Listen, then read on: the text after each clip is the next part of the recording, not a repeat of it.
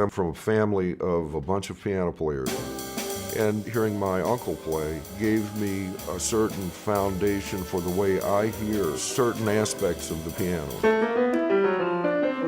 You know, that has to be really like a 3 and a 4. Also, I heard a lot of just great recordings in the house because my mom being a pianist, and I was hearing some of the older great players like Art Tatum and Teddy Wilson, and that was just amazing to hear. When students come in as freshmen, I always look for their strengths and their weaknesses. Sometimes they have some excellent strengths coming in, and we work on that to get it even more elevated. And then I'm looking for all the weaknesses.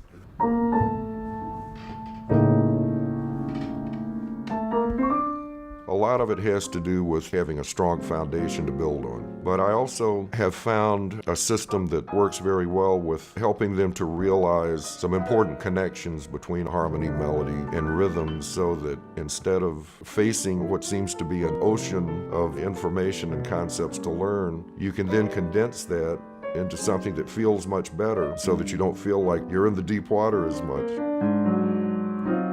The visual aspect of the piano is a great benefit because as opposed to a saxophone player or a trumpet player, every note is here for us to see. But at the same time, it can be a dangerous benefit because you don't want to be playing mechanically from sight. You want to be hearing this before you play. So emotion should be at the forefront. You ought to really be playing from your heart. 1, 2, 1, 2, 3, 4. Once we present the melody and harmony of a composition, the thing that makes jazz so wonderful is then we're basically composing in the moment. We're creating new melodies over that existing structure.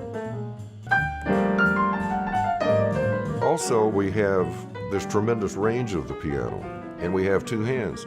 So the conversation between the hands becomes another art and another challenge. We can be a self-contained orchestra, but then the other half is rhythm section playing.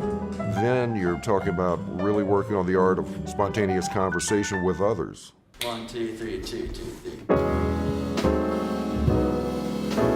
To teach here is very rewarding. If it hadn't been, I would have never made the decision to make the transition out of a full-time playing career into a full-time teaching career. And we have always a large number of piano majors here. That creates a wonderful energy among the pianists themselves. They can learn from each other. It's just very inspiring for them. They have their individual voices on the instrument. That's what I encourage.